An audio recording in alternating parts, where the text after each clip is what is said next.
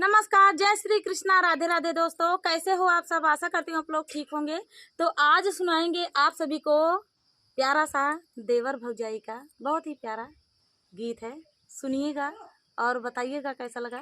बहुत ही प्यारा गीत है। बोदियो रे चंवरैया नदी के तीरे, बोदियो रे चंवरैया नदी के तीरे, बोदियो रे चंवरैया नदी के तीरे, बोदियो रे चंवरैया नदी के तीरे, बोदियो रे चंवरैया नदी के तीरे, बोदियो रे चंवरैया के तीरे। उह चंवरैया जब सींचन का भैली, उह चंवरैया जब सींचन का भैली, सिंचबै देवर भौजैया नदी के तीरे, सिंचबै देवर भौजैया नदी के तीरे, बोदियो रे चंवरैया नदी के तीरे, बोदियो रे चंवरैया नदी के तीरे।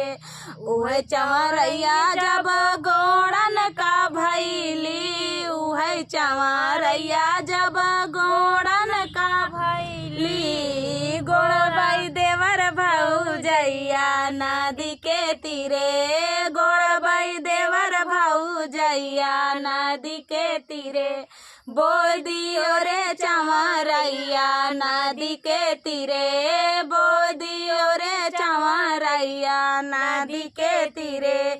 उह चंवरैया जब काटन का भैली, उह चंवरैया जब काटन का भैली, कटबै देवर भौजैया नदी के तीरे, कटबै देवर भौजैया नदी के तीरे, बोदियो रे चंवरैया नदी के तीरे, बोदियो रे चंवरैया नदी के तीरे। उह चंवरैया जब पीटन का भैली, उह चंवरैया जब पीटन का भैली, पिटबै देवर भौजैया नदी के तीरे, पिटबै देवर भौजैया नदी के तीरे, बोदियो रे चंवरैया नदी के तीरे, बोदियो रे चंवरैया